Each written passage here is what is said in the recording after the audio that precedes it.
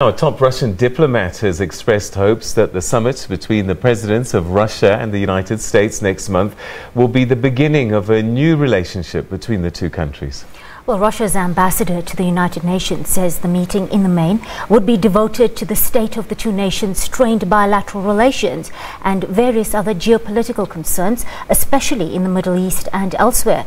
The White House and the Kremlin earlier confirmed that this long-anticipated summit between Presidents Vladimir Putin and Donald Trump would take place on July 16th in Helsinki, Finland.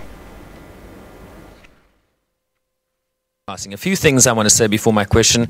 This was the opening exchange with Russia's ambassador when he came to speak to the UN press corps in his capacity as current president of the Security Council. There is a World Cup final on July 15th. There is another final of sorts on July 16th in Helsinki, Finland. I know it's not on your agenda, but what can you tell us about this summit, Mr. President? And what sort of outcomes is it that Russia is seeking from that meeting between President Trump and President Putin?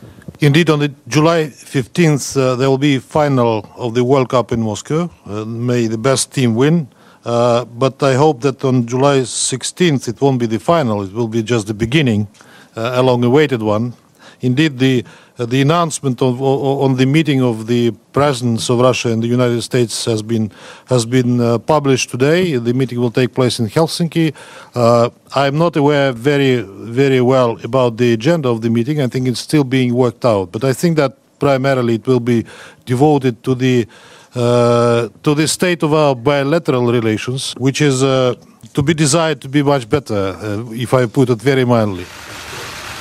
He said they would likely touch on situations in Syria, the Iran nuclear deal which the US recently walked away from, other regional issues, and Russia's annexation of Crimea in Ukraine.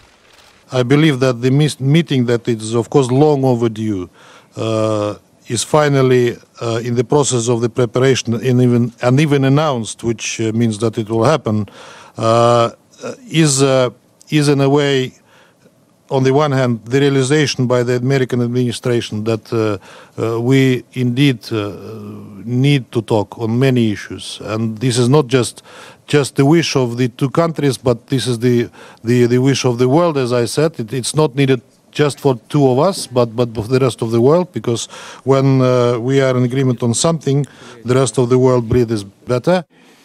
He didn't shy away from the domestic political and legal dynamics playing themselves out in the United States, as investigations into allegations of Russian meddling in the 2016 presidential election and possible collusion with the Trump campaign continue to play out.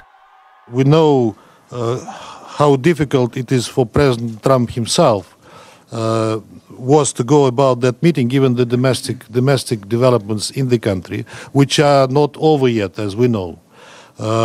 President Trump always spoke and continues to speak about his willingness to promote good relations with Russia, which is good for the United States, which is good for Russia, and which is good for the world. And I can only say that we welcome that he finally made that decision. It was preceded by a visit by the National Security Advisor to Moscow, who is one in the American administration that still remembers how to interact intergovernmentally. Pointing out that the meeting next month would need to be followed up by intense dialogue throughout the levels of government on both sides for the relationship to move forward and improve. Sherwin Brycepease, SABC News, New York.